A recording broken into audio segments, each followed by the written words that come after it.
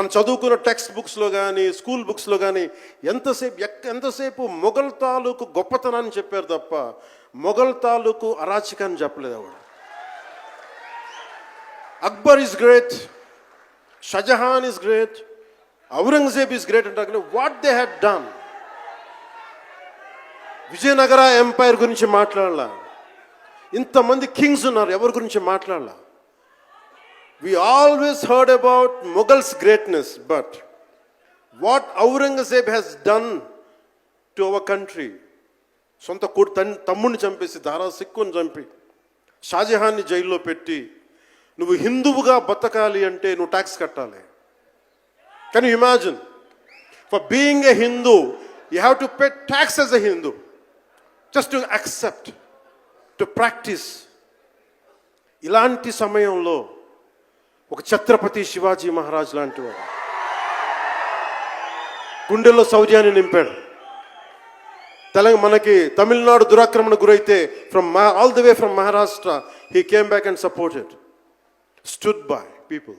భారతదేశం అనేక సార్లు చాలా దేశాలని వదులుకుంది. ఆఫ్ఘనిస్తాన్, పాకిస్తాన్, మయన్మార్. అయితే రానున్న రోజుల్లో ఒక హైదరాబాద్ కూడా ఇస్లాంగా మారిపోతుందేమో. ఎందుకు? వాళ్ళ ఖురాన్లో ఈ రకంగా బోధింపబడ్డది కాబట్టి. మేబీ వాళ్ళు మాకు సపరేట్గా కావాలి, పరిశుద్ధులంతా ఒక చోటు ఉండాలి అని చెప్పి పాకిస్తాన్ నినాదం ఏ రకంగా అయితే జరిగిందో అలా ఉండవచ్చునేమో. వెస్ట్ బెంగాల్ ఇంకో 30-40 సంవత్సరాలు అది కూడా ఒక దేశంగా ఏర్పడవచ్చు. కేరళ కూడా ఇంకో 10-20 సంవత్సరాల్లో ఇంకో దేశంగా ఏర్పడవచ్చునేమో. ఔరంగజేబు మతం మారినప్పుడు మనిషిని నరికి చంపాడు. ఇప్పుడు రీసెంట్గా చూసినట్లయితే కొందరు తప్పు కొందరు కాదు అని అంటున్నారు. చావా సినిమాలో ఔరంగజేబు ఎలాగైతే శివాజీ మహారాజ్ యొక్క కొడుకుని సంభాజీ మహారాజ్ని మతం మారనంత వరకు జస్ట్ మతం మారితే చాలు ఆయనను వదిలేద్దాము అని అంటున్నారు.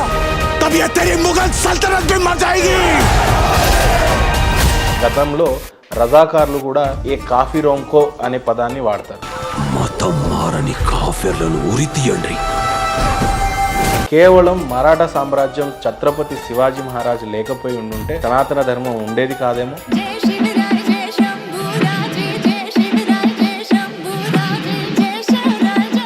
మొహమ్మద్ ప్రవక్త వారు నమ్మితేనే స్వర్గమా?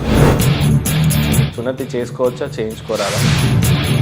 గోమాంసం తినొచ్చా, తినకూడదా? అసలు ఎవరు స్వర్గా నరకాలకి అర్హులు?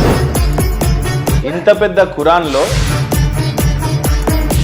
స్వయంగా ఒక్క ఆయత్ కూడా నేనే మీ దేవుడిని అని స్పష్టంగా పురాణాల్లో బోధించబడి ఉంది. బ్రహ్మ ఖచ్చితంగా చెప్తాడు, నేను నీ సృష్టికర్తని.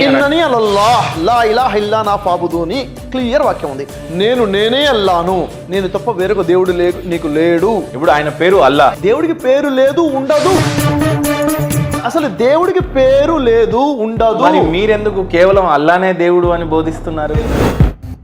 అల్లాని పిలవండి, రెహమాన్ అని పిలవండి, రహీం అని పిలవండి, మంచి పేరుతో ఏదైనా పిలవండి. ఇది అరబీ భాషలో చెప్పారు కదా. శ్రీ మహావిష్ణువు అని పిలవండి, పిలవండి. బ్రహ్మ అని పిలవండి. పిలవండి. మీరు అలానే రాయండి మరి ఖురాన్లో.